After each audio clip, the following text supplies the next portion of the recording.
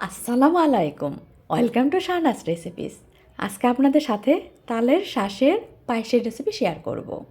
এই জন্য আমি প্রথমে সাবুদানা সিদ্ধ করে নিয়েছি। আর এটা হচ্ছে তালের শাঁস। তালের শাঁস বের করে আমি কুচি কুচি করে কেটে নিয়েছিলাম। সবগুলো উপকরণ আমি রেডি করে নিয়েছি।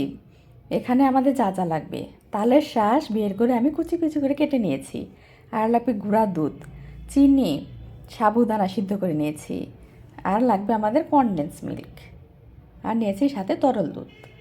এখন সবগুলো উপকরণ একটা একটা করে দিয়ে দিচ্ছি। দুধের মধ্যে দিয়ে দিলাম তালের শাঁস কুচি করে রেখেছিলাম, সেটা দিয়েছি। আর দিয়ে দিলাম সিদ্ধ করে রাখা সাবুদানা। এখন দিচ্ছি গুঁড়া দুধ, আর দিব এর মধ্যে চিনি। চিনি অল্প করে দিয়েছি। এর মধ্যে কনডেন্স মিল্ক দেব, এই জন্য কনডেন্স মিল্ক দিলে খেতে বেশি মজার হয়। মিষ্টির পরিমাণ অল্প হলে খেতে বেশি ভালো লাগে। এখন দিয়ে দিচ্ছি অল্প করে লবণ। লবণ দিলে মিষ্টির ব্যালেন্স ঠিকমতো হয়।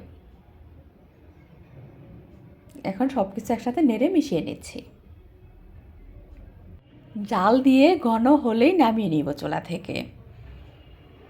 একবার বানিয়ে খেয়ে দেখুন, খেতে ভীষণ মজার হয়। একটি এলাচ দিয়ে দিচ্ছি এর মধ্যে। ঘন হয়ে গিয়েছে, চুলা থেকে নামিয়ে নিচ্ছি। তালের শাঁসের পায়েস আমার রেডি। আজকে এই পর্যন্তই। আমি শাহনাজ বিদায় নিচ্ছি। আল্লাহ হাফেজ।